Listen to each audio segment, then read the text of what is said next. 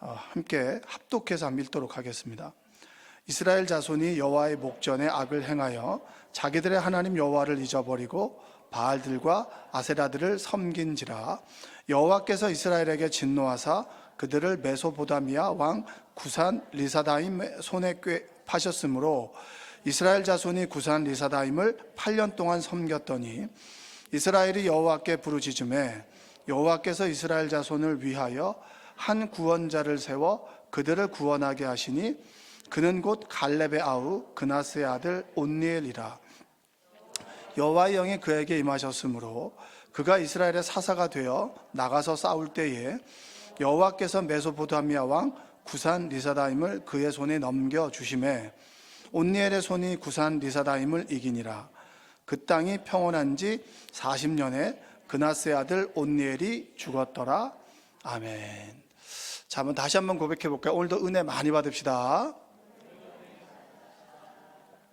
수요 예배 때는 여러분 기도를 2번 합니다. 아시겠죠? 잊어버리지 마시고 주여 하면 벌떡 일어서 가지고 가지 마시고 기도 좀 하시다가 가면 좋을 것 같습니다.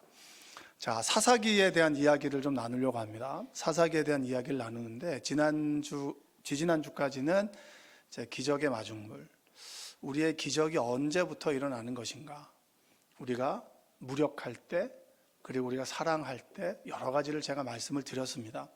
그리고 이번 주부터는 사사기에 대한 사사의 이야기를 좀 나누려고 합니다. 여러분 사사기를 좀 읽어보시면 좋을 것 같고요.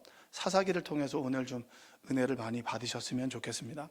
사사기라고 하는 책은 여호수아가 이제 가나안을 정복한 이후에 벌어지는 이야기입니다. 이제 요단강을 건너서 정복 전쟁을 치르고 난 다음에 정확하게 말하면 여호수아가 죽고 난 다음에 벌어지는 역사 이야기입니다. 무슨 이야기라고요? 역사 이야기입니다. 네, 이스라엘 사람들은 이 성경에 분류해 보면 사사기를 역사서라고 얘기를 하지 않아요. 역사의 순서대로 이야기를 해 놓았지만 이 책을 예언서라고 합니다. 뭐라고 한다고요? 우리는 예언하면 어떤 걸 떠올리죠? 우리는 예언하면 앞니를 맞추는 것을 예언이라고 합니다. 지금 이 시대가 박수무당에 아주 신접한 자들이 막 춤을 추는 시대가 됐는데 사람들이 점을 보는 것도 아주 친숙하게 여기고, 그리고 그렇지만 예언이라고 하는 것이 앞니를 점치는 그런 것이 아닙니다. 이스라엘 사람들에게 있어서 예언은 무엇이냐면 과거의 역사를 통해서 오늘을 알고 그리고 미래를 예견하는 거예요. 그러니까 그들에게 있어서는 과거에 우리 선조들이 행했던 그런 역사를 통해서 내가 오늘 하나님 앞에 바로 서 있는가, 그리고 내가 오늘 제대로 서 있지 않으면 나의 미래는 어떻게 될 것인가, 또한 내가 하나님 말씀을 잘 지켰을 때는 나의 미래는 이렇게 될 것이다 라고 하는 것을 하나님의 말씀을 통해서 알게 되는 것이 바로 예언입니다. 이해가 되시죠? 그러니까 누가 점을 친다더라, 누가 앞니를 예언한다거라 라고 하는 것은 성경적인 예언이 아닌 거예요. 성경은 초지일관, 종교를 개혁할 때 박수와 무당과 신접한 자들은 다 죽였어요. 성경에서 말하는 예언은 앞니를, 여러분의 앞니를 이것과 저것 중에 이걸 가야 돼, 저걸 가야 돼 라고 점쳐주는 것이 예언이 아니라는 거예요. 우리에게 주어진 하나님의 말씀이 오늘 우리의 삶을 돌아보게 하고 또 미래를 어떻게 살아가야 될지를 방향을 알려주는 것이 바로 하나님께서 말씀하시는 예언입니다. 그럼 여러분들은 이 시간에 무엇을 듣는 시간인가요? 예언의 말씀을 듣는 거예요. 왜냐? 예언은 하나님의 말씀이거든요. 자, 한번 따라서. 예언은 하나님의 말씀입니다. 옆에 계신 분의 고백까지. 예언은 하나님의 말씀입니다. 이 사사기의 총 주제는 이런 겁니다. 뭐냐면 사사기 17장 6절의 말씀 한번 읽어볼게요. 이 말씀 보시면 알 거예요. 그때는 이스라엘에 왕이 없었으므로. 읽겠다 그러면 같이 읽으셔야죠. 아시죠? 감이 많이 떨어지셨네. 네. 다시 한번 읽겠습니다. 시작. 그때는 이스라엘에 왕이 없었으므로 사람마다 자기 소견에 옳은 대로 행하였더라. 자, 이스라엘에 왕이 없었다라고 했습니다. 왕이 없었으므로 자신의 소견에 오른 대로 행했다. 이 얘기는 뒤집어 보면 자신이 왕이 되어 나의 뜻대로 행해지는 삶이 사사기의 삶이었어요. 그러니까 사사기의 총 주제는 이겁니다. 내 인생의 주인이 나냐 하나님이냐. 여러분에게 물어볼게요. 여러분 인생의 주인이 하나님이에요? 아니면 여러분이에요? 맞아요? 아닌 것 같은데. 이럴 때는 맞고 이럴 때는 틀리고, 이럴 때는 내 뜻대로, 얻어맞으면 하나님 뜻대로, 이렇게 돌아가는 게 사사기의 패턴이긴 한데, 내 인생의 스스로가 내가 주인이 되어서 내 뜻대로 행해지는 삶, 그 삶 속에서의 결과를 내가 감당하지 못해서 하나님 앞에 울며 불었더니 하나님께서 하나님의 구원자를 보내주셨다 라고 하는 이야기들이 좀 많이 나옵니다. 그게 바로 사사기의 이야기예요. 그래서 사사라고 하는 사람은 하나님께서 우리의 울부짖음 가운데 사사를 보내주신 거예요. 사사는 재판관도 되지만, 그리고 군을 통치하는 통수권자예요. 정확하게 얘기하자면 이 사사를 최종 결정권자입니다. 최종 결정권자. 그러면 우리나라에서 최종 결정권자가 누구예요? 대통령이잖아요. 그러니까 사사라고 하는 사람은 최종 결정권자예요. 최종 결정권자가 결정을 잘못하면 고통은 누가 받는 거죠? 우리가 받는 거예요. 지금 우리는 그 시대를 살아가고 있는 거죠. 그래서 우리가 나라와 민족을 위해서 좀 더 깨어서 기도해야 되는 건 맞는 일입니다. 그러면 하나님께서 고통에 젖어 있는 그런 이스라엘 민족을 일깨우기 위해서 사사를 세울 때 어떤 사람을 세울까요? 그냥 흘러가는 대로 믿는 사람을 세울까요? 아니면 믿음을 가진 사람을 세울까요? 그 사람이 바로 오늘 말하는 온니엘이라고 하는 사람입니다. 온니엘. 자, 이 온니엘이라고 하는 사람이 나온 배경을 알 필요가 있어요. 오늘 우리가 읽었던 3장 7절 한번 읽어볼까요? 이스라엘 자손이 여호와의 목전에 악을 행하여 자기들의 하나님 여호와를 잊어버리고 바알들과 아세라들을 섬긴지라. 이 얘기는 여호와의 목전이라고 하는 것은 하나님께서 두 눈 시퍼렇게 뜨고 쳐다보고 있는데, 이 얘기예요. 어떻게 쳐다본다고요? 두 눈을 시퍼렇게 뜨고 쳐다보고 있는 거예요. 시퍼렇게 뜨고 쳐다보고 있는데 이들이 악을 행했다. 그 악이라고 하는 것이 뭐냐면 두 가지입니다. 여호와를 어떻게 했다고요? 잊어버리고. 우리도 그렇잖아요. 여러분, 잊어버리고 삽니까? 아니면 늘 하나님을 기억하고 삽니까? 잊어버릴 때가 많죠. 우린 연약하기 때문에. 그러다 도로 찾으면 감사한 건데 계속 잊어버리는 사람들은 정말 골로 가는 인생이 되는 거예요. 여호와를 잊어버리고 끊임없이 반복되는 것은 바알들과 아세라를 섬겼다, 이겁니다. 이게 가장 중요한 부분인데, 광야 생활을 할 때 이 하나님께서 모세를 통해서 이스라엘 민족에 가장 주의를 주었던 것이 뭐냐면, 너희들이 가나안 땅에 들어가면 가나안 땅에 동화되지 말아라고 하는 거예요.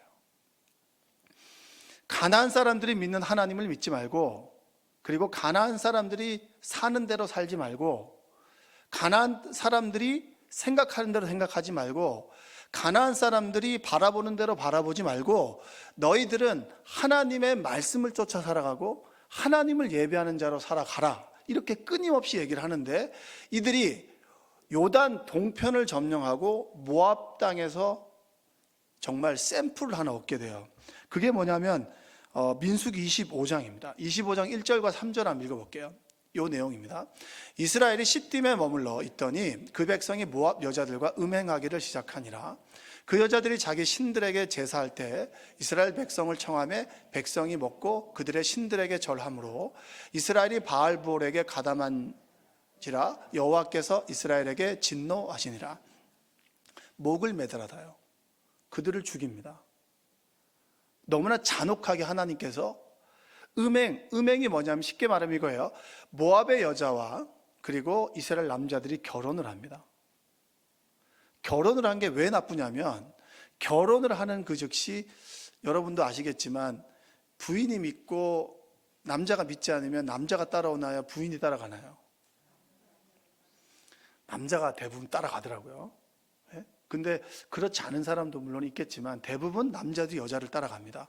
근데 여자가 믿지 않고 남자가 믿으면 어떻게 돼요? 남자들이 여자를 따라가니까 안 믿는 경우들이 많아요. 그러니까 여기서 바알에게 예배하는 그 예배 전에 이 남자들이 쫓아가고 바알을 믿고 그들의 생각을 하고 그들의 생활 방식을 그대로 따라가더라는 거예요. 그래서 그때 하나님께서 그들을 다 죽여버립니다.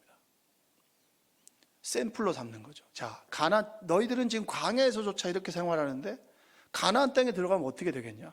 가나안 땅에 들어갔을 경우에 너희들은 다 아세라와 바알신을 섬기게 될 거야. 세상이 믿는 그대로 살아가게 될 거야. 절대 그러면 안 돼라고 하는 샘플을 주신 게 바로 민수기 오늘 읽었던 25장입니다. 그래서 4절 5절 한번 읽어볼까요? 4절 5절 여호와께서 모세에게 이르시되 백성의 수령들을 잡아 태양을 향하여 여호와 앞에 목매어 달라. 그리하면 여호와의 진노가 5절 모세가 이스라엘 재판관들에게 이르되 너희는 각각 바알볼에게 가담한 사람들을 죽이라 하니라. 이 바알과 아세라는 뭐냐면 요단 동편에서부터 이 바람이 붑니다. 천둥 번개를 동반한 이 비가 내리죠. 이게 뭐냐면 바알신이에요. 그러면 동편에 서편으로 쭉 넘어오면서 번개와 비가 내리죠. 그러면 땅이 그 비를 머금고 농작물을 뭐하죠? 자라게 하죠. 풍년을 만들게 하잖아요. 그것이 아세라신이에요. 왜냐하면 광야에서는 농사를 짓습니까? 아니면 유목민입니까? 유목민이죠. 근데 가나안 땅은 정착을 해요.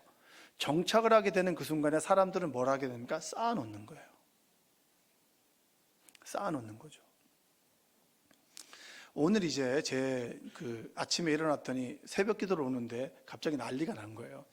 계엄령이라고 이렇게 나오더라고요. 그래서 나는 가짜 뉴스인 줄 알았는데 전 그거보다 더 놀랐던 건 제 친구가 일본에 있는 선교사가 있는데 이 선교사가 ATM기 앞에 섰다는 거예요. 지금 계엄령이 되면 한국은행이 멈추기 때문에 돈을 찾을 수가 없으니까 그 선교사들에게는 빨리 돈을 찾으라고 한 거예요. 근데 그 돈을 찾으라고 했는데 자기 수중에는 지금 20만 원밖에 없으니 돈을 좀 보내달라고 하는 그런 카톡을 보낸 거죠. 네가 나보다 잔고가 많다 야. 내가 전화해가지고 그 얘기를 해주고 싶었거든요. 새벽기도 갈 때쯤 되니까 이제 계엄령은 끝났더라고요. 끝났는데 그렇게 이제 잔고 때문에 ATM기 앞에 섰는데 지금 돈을 좀 보내달라는 거죠. 왜냐하면 고국이 지금 시끄러우니까. 사람들은 자꾸 쌓아놓으려고 합니다. 그렇죠? 우리가 잔고가 좀 풍성해지면 좋아요, 안 좋아요? 여러분 잔고가 좀 이렇게 비었으면 좋겠어요? 찼으면 좋겠어요? 저도 그래요. 좀 비면 불안하잖아요, 그렇죠? 그래서 척척 사주기도 하고, 밥 좀 사 먹어, 뭐 이렇게 좀 하고 싶잖아요. 근데 가나안의 삶은 쌓아놓는 삶이 아닙니다. 저수지에 물을 채워놓고 그 물을 가지고 농사하는 삶이 아니라 때를 따라 돕는 은혜를 하나님께서 비가 필요할 때마다 이른 비와 늦은 비의 축복을 주는 것이 가나안 땅이에요. 그런데 바알과 아세라는 끊임없이 풍요로워야 되고 쌓아놔야 되고 그리고 그것을 갖다가 누려야 되고 우리가 말하는 세상의 법칙과 똑같은 거예요. 그러한 삶을 살아가는 것이 아니라 하나님 말씀대로 살아가면 때를 따라 돕는 은혜를 통하여 먹을 것과 입을 것을 갖게 해줄 거야 라고 하는 말씀을 끊임없이 주시지만 우리는 연약한지라 의심하고 넘어지게 되는 겁니다. 그러한 삶을 살아가지 말아라. 그게 바알과 아사라 삶이라면 너희는 하나님을 따르는 삶을 살아야 되지 않겠니? 라고 말씀하시는 것이 바로 민수기에서 말씀하시는 이게 핵심이에요. 가나안의 삶을 바로 우리에게 이야기해 주는 거예요. 이론적인 걸 얘기하니까 여러분이 굉장히 다운되시는데 자, 옆에 계신 분에게 때를 따라 돕는 은혜를 누리시기 바랍니다 라고 인사 한번 하시기 바랍니다. 자, 사람들이 여호수아가 죽고 난 다음에 여호수아의 신앙을 계승해야 됨에도 불구하고 여호수아라는 사람을 잊어버리고 사람들이 여호수아가 어떻게 했는지를 전설로 듣는 그 시대에 사람들이 이제 하나님의 목전에서 두 눈 시퍼렇게 뜨고 있는데 그들이 우상을 섬기고 그들의 삶을 따라가고 그들과 결혼하기를 시작한 거예요. 가나안 땅에서. 그들과 결혼했다라고 하는 것은 정체성을 잃어버렸다는 겁니다. 자, 이스라엘 민족에게 이방인은 어떤 사람인 줄 아십니까? 종교가 다른 사람이 이방인이에요. 피가 다른 사람이 아니라 종교가 다른 사람들이 이방인이 되는 거예요. 그러니까 이들이 점점 더 하나님의 백성에서 이방인의 삶으로 넘어갈 때 그때 하나님께서 고난을 주시죠. 그 고난이 3장 9절입니다. 3장 7절 8절 한번 읽어볼게요. 이스라엘 자손이 여호와의 목전에 악을 행하여 자기들의 하나님 여호와를 잊어버리고 바알들과 아세라를 섬긴지라. 여호와께서 이스라엘에게 진노하사 그들을 메소포타미아 왕 구산 리사다임의 손에 파셨으므로 이스라엘 자손이 구산 리사다임을 8년 동안 섬겼더니 8년 동안 구산 리사다임이라고 하는 것은 2배로 악한 구산 왕이라는 거예요. 그 얘기는 뭐예요? 제가 좋아하는 말 이런 겁니다. 고집 센 사람은 세게 맞고요. 고집 안 센 사람은 적게 맞아요. 약하게 맞아요. 여러분 세게 맞았어요? 약하게 맞아요? 세게 맞은 사람은 고집 센 사람이에요. 좀 내가 고난을 겪을 만큼 겪었다는 사람은 센 사람이에요. 고집이. 센 사람은 세게 나가야 꺾어질 거 아니에요. 그게 인격적인 거 아닙니까? 말해서 알아듣는 애한테는 매를 들 필요가 없는데 매를 들어도 듣지 않는 사람들은 더 세차게 매를 들겠죠? 2배로 악한 왕을 보냈다라고 하는 얘기는 이스라엘 백성의 악이 두 배로 심했다는 거예요. 그래서 하나님께서는 그 왕을 보냈고 8년 동안 고통을 겪게 하십니다. 그리고 3장 9절 한번 볼까요? 이스라엘 자손이 여호와께 부르짖음에 여호와께서 이스라엘 자손을 위하여 한 구원자를 세워 그들을 구원하게 하시니 그는 곧 갈렙의 아우 그나스의 아들 온니엘이다. 자, 온니엘이라고 하는 사람의 이름의 뜻은 뭐냐면 여호와는 나의 힘이다. 따라서 해볼게요. 여호와는 나의 힘이다. 옆에 계신 분의 고백하세요. 하나님은 나의 힘이 되십니다. 제가 오늘 청년과 이제 밥을 먹으면서 얘기를 나눴습니다. 그 청년은 새롭게 사업을 시작했는데 어떤 사업을 여러분 보면 그 인터넷을 하다 보면 광고가 나오죠. 소위 이제 인플루언서를 통해서 제품을 파는 청년이에요. 근데 자기가 아이템을 선정해서 그 인플루언서와 계약을 해가지고 그 물품을 파는 거예요. 그럼 몇 대 몇으로 이제 먹는 거겠죠. 근데 이 인플루언서들의 대부분이 교회를 안 다닌대요. 돈이 많아요. 거의 준 연예인급인 거예요. 그래서 이 사람들의 삶은 이제 우리 일반인과 좀 다른 거예요. 근데 이 청년이 보기에 이들이 대부분 조울증과 우울증이라는 거예요.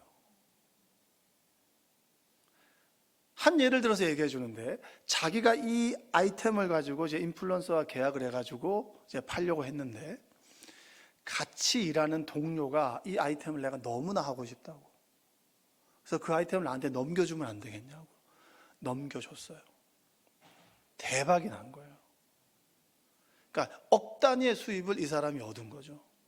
넘겨준 청년은 멘붕이 되고 이 사람은 대박이 난 거예요. 근데 재밌는 사실은 뭔지 아십니까? 이 사람이 너무 두렵다는 거예요. 그렇게 돈을 벌었으면서도 불구하고 내일 내가 못 벌면 어떡하지? 내가 이 돈을 오늘은 벌었지만 불확실한 내일에 대한 두려움과 공포를 가지고 살아가는 그 사람들이 그들의 삶이라는 거예요. 그래서 이 청년이 이런 사람들을 보니까 자기가 너무나 두렵고 불안하더라는 거예요. 그래서 그 청년이 선택했던 게 뭔지 아십니까? 닥치는 대로 설교를 듣는 거예요. 새벽 예배 설교를 듣고 수예배를 듣고 주일 예배를 듣고 또 듣고 그리고 돌아다니는 레전드 설교를 듣고 그러니까 내 마음에 평안이 찾아온다라고 하는 거예요. 그게 바로 온니엘의 뜻이에요. 하나님이 나의 힘이 되십니다. 할렐루야. 가나안의 삶은 두려움과 우울증과 조울증과 불확실한 미래에 대한 공포입니다. 그래서 그들은 끊임없이 쾌락을 탐닉하고요. 뭔가를 자꾸 쌓아놓지 않으면 불안하고 두렵고요. 그리고 뭔가 두려움이 찾아왔을 때 어찌할 줄을 몰라서 유서를 쓰는 일이 벌어진다는 거예요.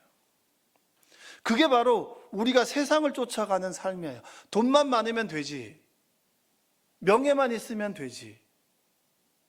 그게 가나안의 삶이라면 하나님께서 원하시는 삶은 온니엘의 삶을 통해서 보여주는 것은 하나님께서 나의 힘이 되신다. 할렐루야. 여러분에게 하나님이 진정 힘이 되십니까? 저는 늘상 감사하는 게 있어요. 나도 사람인지라 연약하고 부족해서 쌓아놓고 싶고, 그리고 뭔가를 쟁여놓고 싶죠. 늘 부족합니다. 그렇지만 부족한 가운데서 웃으면서 살 수 있는 것은 내가 하나님을 믿고 있기 때문이다. 하나님께서 나의 힘이 되시기 때문에 내가 그분을 믿기에 오늘 하루를 웃으며 살아갈 수 있고, 내가 힘들고 어려울 때마다 사람들에게 구차하게 눈물 흘리지 않아도 하나님 앞에서 눈물 흘릴 수 있는 비빌 언덕이 되시는 하나님이 계시기에, 그 하나님께서 나의 힘이 되시기에 나는 오늘을 살아갈 수가 있다. 어느 순간에 그런 얘기가 생각이 들더라고요. 나는 우리 자녀들에게 뭘 물려주지? 제가 좀 돈이 있게 생겼지만 사실 아이들에게 물려줄 걸 없습니다. 근데 아이들에게 물려줄 게 없는데도 미안한 마음은 없어요. 왜냐하면 아브라함의 하나님, 이삭의 하나님, 야곱의 하나님이 내 자녀들에게 하나님이 되어주시기 때문입니다. 나의 힘이 되신 하나님께서 우리 자녀들에게도 힘이 되어주실 것이기 때문입니다. 여호와는 나의 목자시니 내게 부족함이 없으리로다. 부족함이 없기 때문에 나의 목자가 됩니까? 목자가 언제 필요할 때마다 때 맞춰 때를 따라 돕는 은혜를 더하여 주시기 때문에 나는 부족함이 없다라고 고백할 수 있는 거예요. 그게 바로 가난의 삶이 아니라 하나님을 믿는 삶입니다. 하나님께서 온니엘을 보내주셨어요. 근데 온니엘이라고 하는 사람이 어떤 사람이냐면, 여호와는 나의 힘이다라고 말씀하셨지만 온니엘은 바로 갈렙의 동생이 그나스입니다. 누구라고요? 그나스. 그나스의 아들이 누구예요? 온니엘이에요. 근데 이 온니엘은 갈렙의 사위입니다. 자, 이게 여러분 놀랍지도 않으시죠? 네, 여러분 절대 놀랍지 않아요. 놀라지 마세요. 사람들이 가난한 사람과 늘 결혼하고 이방인과 결혼하는 그런 트렌드였단 말이에요. 그 속에서 갈렙은 믿음의 사람과 결혼을 했고 신앙의 유산을 이어받은 사람들입니다. 갈렙이 어떤 사람인가요? 12정탐꾼 중에 2사람이죠. 저는 갈렙을 좋아합니다. 여호수아 중에서 여호수아와 갈렙 둘 중에 누구를 선택하냐면 저는 갈렙을 선택합니다. 근데 여호수아 갈렙 중에 여호수아를 설교한다면 여호수아를 선택합니다. 다 좋으니까. 근데 제가 갈렙을 좋아하는 것은 여호수아는 모세의 후계자로 택함을 받았죠. 그렇죠? 그러면 갈렙의 입장에서 수가 틀릴까요? 안 틀릴까요? 쟤랑 나랑 같은 급인데 모세가 여호수아를 선택했네? 그러면 뛰쳐나갈 수 있어요. 근데 여호수아의 그늘 아래서 그는 믿음으로 살았던 사람이 갈렙입니다. 땅을 정복했어요. 그러면 갈렙의 지분이 많을까요? 적을까요? 많을까요? 많을까요? 근데 그 갈렙은 가장 척박한 땅, 아낙 자손이 있고, 그리고 가장 큰 성읍이 있는 가장 정복하기 힘든 헤브론을 선택합니다. 그게 바로 여호수아 14장 12절이에요. 한번 읽어볼까요? 14장 12절 한번 읽어보겠습니다. 그날에 여호와께서 말씀하신 이 산지를 지금 내게 주소서. 당신도 그날에 들으셨거니와 그곳에는 아낙 사람이 있고 그 성읍들은 크고 견고할지라도 여호와께서 나와 함께 하시면 내가 여호와께서 말씀하신 대로 그들을 쫓아내리다 하니, 그의 나이가 80세입니다. 그의 나이가 85세인데 85세임에도 불구하고 그는 자기의 지분을 주장하지 않아요. 나의 인생 가운데 하나님께서 나에게 힘이 되셨고 그 하나님께서 내 인생을 이끌어 주셨으니 나는 하나님께서 그들을 쫓아내실 것이라고 하는 믿음을 가지고 있었습니다. 내 힘은 없지만 하나님은 힘이 되시기에 그들을 이길 수 있다라고 하는 믿음을 가지고 있었어요. 그의 사위가 온니엘입니다. 그럼 온니엘은 누구의 신앙 유산을 받았을까요? 당연히 갈렙의 신앙 유산을 이어받죠. 여러분에게 제가 한번 물어보겠습니다. 여러분 자녀들에게 무엇을 물려주십니까? 무엇을 물려주시나요? 여러분의 신앙 체험? 여러분이 만났던 하나님을 전해주셔야죠. 근데 여러분, 여러분이 만났던 하나님이 없다면 골치 아픈 거예요. 우리 자녀들이 무엇을 표대로 삼아서 인생을 살아갈 수 있을까라고 했을 때 여러분들은 자녀들에게 무엇을 심어주시겠습니까? 저는 누구에게 말해도 두 가지를 얘기해요. 시간. 온라인 예배 자주 드리죠. 여러분, 온라인 예배 제가 이렇게 드렸습니다. 여러분이 하나님이라면 우선순위를 늘 내 중심으로 두고 내 시간에 맞춰서 온라인 예배를 드리는 사람하고, 모든 삶의 시간의 중심을 하나님께 드리고 이곳에 나와 불편하더라도 내 시간에 손해보더라도 감수하고 이곳에 나와 예배 드리는 사람들 중에서 어떤 사람을 더 귀하게 여기겠습니까? 여러분의 시간을 손해보더라도 드리는 사람이겠죠. 여러분들에게, 여러분들 자녀에게 신앙의 유산을 물려주신다면 신앙의 어떤 체험도 좋지만 시간의 가장 중요한 소중한 시간을 하나님께 드리는 예배자의 신앙을 물려주는 여러분들 되셨으면 좋겠습니다. 그리고 두 번째로 제가 신앙의 유산을 말씀드린다면 저는 드림의 신앙을 좀 가르쳤으면 좋겠어요. 1년을 한번 돌아보십시오. 여러분이 하나님께 얼마를 드렸는지를. 자본주의 시대에 가장 귀한 것은 돈입니다. 돈이 가장 귀하죠. 가장 흔하기도 하지만 가장 귀한 것도 돈입니다. 여러분의 물질이 하나님께로부터 왔고 하나님께로 갑니다. 세상 사람들은, 우리는 모두 11조를 합니다. 세상에다 하는 사람들이 있고요, 하나님께 드리는 사람들이 있습니다. 11조가 아깝죠. 왜냐, 수입이 많아지면서 11조가 아까워요. 자녀들에게 11조 신앙을 가르치지 못하고 속죄 예물인 주일헌금의 신앙을 가르치지 못하고 하나님께 감사한 것에 대해서 감사 예물로 드리지 못하는 감사의 헌금에 대한 신앙을 가르치지 않는다면 아이들은 물질의 노예가 될 수밖에 없습니다. 늘상 쟁여놓고 그렇게 아껴서 명품백을 하나 사는, 그것에 만족하는 그런 삶의 모습을 가진 자녀들로 살아갈 수밖에 없는 거예요. 나부터가 하나님께 정말 물질을 드릴 수 있나, 시간을 드릴 수 있나? 남들에게 대접하는 것은 정말 거하게 대접하지만 보이지 않는 하나님께 드리는 것은 인색하다면 우리는 우선순위가 바뀐 거예요. 다른 사람들에게 된장찌개 하나 사주면 어때요? 내가 하나님께 올바로 드림으로 인해서 하나님께서 우리의 삶을 마음껏 축복해 주시도록 하나님께 드림의 신앙을 여러분 가르쳐야 되지 않겠습니까? 내 스스로 물질에 인색하고 시간에 인색하고 늘 바쁘다 하면서도 내가 나를 위해서 시간을 내지만 하나님께 시간을 드릴 수 없는 사람들이 우리 주변에 많습니다. 봉사할 시간이 없고 예배 드릴 시간이 없어요. 수요 예배도 여러분 시간이 남아서 드리는 건 아니잖아요. 결단하고 드리는 거 아닙니까?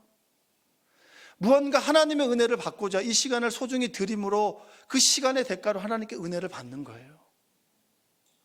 우린 너무나 편하게 하나님을 예배한다는 명목으로 온라인에 빠져서 예배를 드리지만 예배를 드리는 건 아니죠. 예배를 보는 거죠.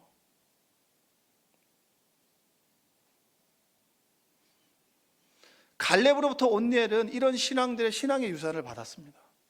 예배를 드리는 것, 하나님께 드리는 것, 하나님의 말씀이 오늘을 살아가는 나에게 기준이 되고 내일을 살아가는 길이 된다라고 하는 예언의 말씀들을 온니엘은 늘 들었어요. 하나님의 영이 온니엘에게 내렸다라고 성경은 증언합니다. 하나님의 영이 내리는 사람이 어떤 사람일까요?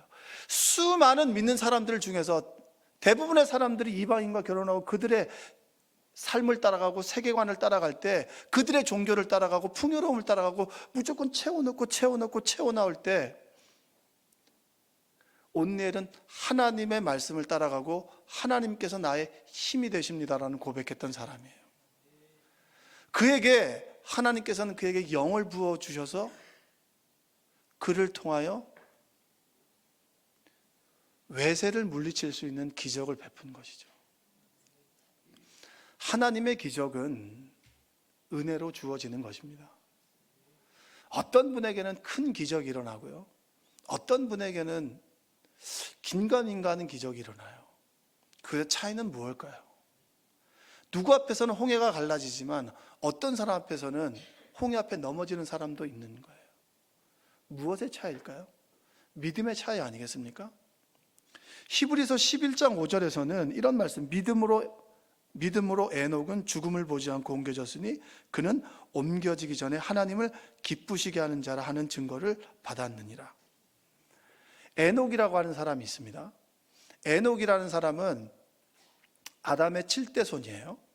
365년을 살았습니다. 365일 같은 느낌이죠. 365년을 살았는데 그는 늘 하나님과 동행한, 하나님께서는 그는 죽음을 보지 않고 그를 데려가셨어요. 왜 에녹을 하나님과 동행하는 자라고 얘기했을까요? 다른 사람들은 동행하지 않았거든요. 다른 사람들은 하나님을 나의 힘이라고 여기지 않고 그분과 동행하지 않고 스스로가 인생의 주인이 되어서 쌓아놓고 바알과 아세라를 따르는 그런 풍요의 신을 쫓아가는 그런 삶을 산 그때에 에녹은 하나님과 동행하던 사람이라는 거예요. 우리 모두가 하나님과 동행하는 삶이 되시기를 주님의 이름으로 축복합니다. 오늘 갑자기 우리 권사님 한 분이 속동원과 같이 이렇게 차를 마시자 그래서 차를 마시면서 신방을 했습니다. 근황을 물어봤어요. 억울한 일로 사고를 당했고 사고를 당하면서 하반신을 못 쓰게 됐어요. 자신의 명예가 실추되고 다리를 잃어버린 것에서 얼마나 힘들고 어려워요. 소송을 하고 싸웠습니다.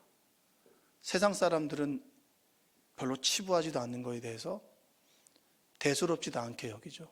삶이 지옥 같았어요. 그때 목사님과 함께 신방을 갖고 교회를 권면했고 다시 한번 우리 담임 목사님이 가셔서 신방을 하면서 그들의 고충을 들어주고 해결해 줬어요. 매주 예배를 나오죠. 그러면서 하시는 말씀이 지금은 그 고통을 잊고 산다는 거예요. 하반신을 쓸 수 없죠. 얼마나 힘듭니까? 지금은 복지관에 가서 점심을 먹고 오후에는 운동도 하고 그리고 성남시 대표로 대회도 나가고 동상도 받았다고 하시더라고요. 그래서 제가 그분께 이렇게 된 것이 그걸 잊어버릴 수 있는 건가요? 잊어버릴 수 없는 거죠. 근데 어떻게 잃어버리셨나요? 그런 고통과 어려움들을. 그랬더니 그분이 남편이 긍정적이래요. 그럼 긍정적인 사람은 모든 것들을 잃어버릴 수 있나요? 아니래죠. 왜 그럴까요? 하나님의 은혜인 거죠.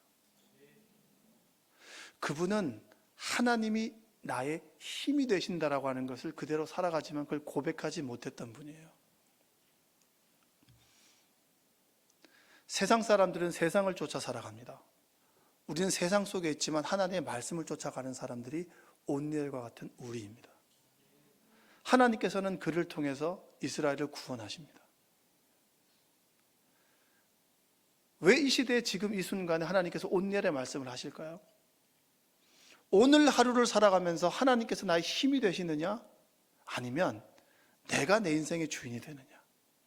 내가 내 인생의 주인이 되어서 힘들고 어려움을 겹쳤을 때 그때야 돌아와서 하나님께 무릎 꿇고 비는 신앙이냐? 아니면 에녹과 같이 하나님께서 나의 힘이 되십니다. 하나님과 동행하는 삶을 살아갈 것이냐? 그걸 지금 우리에게 묻고 있는 거예요.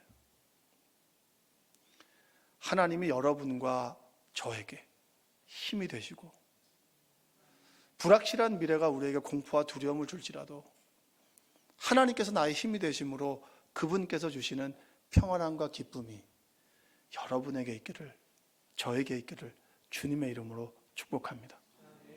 기도하겠습니다. 사랑과 은혜가 풍성하신 아버지 하나님 감사합니다. 하나님께서 우리를 불러주셨고 주님의 은혜 가운데 살게 하셨습니다. 아버지 하나님, 하나님께서 나의 힘이시오 라고 하는 온니엘의 그 이름의 의미처럼 하나님께서 나의 힘이 되시고 능력이 되시고 소망이 되심을 믿고 살아가도록 도와주시옵소서. 우리는 연약해서 날마다 넘어집니다. 그렇다 할지라도 비빌 언덕이 되신 하나님을 믿고 그분에게 희망을 두고 소망을 두고 살아가는 우리 모두가 되게 하여 주옵소서. 고단한 하루하루를 살아갑니다. 열심히 살아보려고 애쓰는데 잘 되어지지 않아서 눈물을 흘릴 때도 많고 남들과 비교해서 넘어질 때도 참 많이 있습니다. 그렇다 할지라도 하나님께서 나의 힘이 되시고 소망이 되심을 믿고 고백하는 우리 모두가 되도록 도와주옵소서. 예수님의 이름으로 기도합니다. 아멘. 우리 이 시간에 기대라는 찬양 한번 해볼까요? 우리 주일날 했던 찬양 같은데 우리 부흥회 때도 했던 찬양이죠. 우리 기대라는 찬양 한번 해보시면서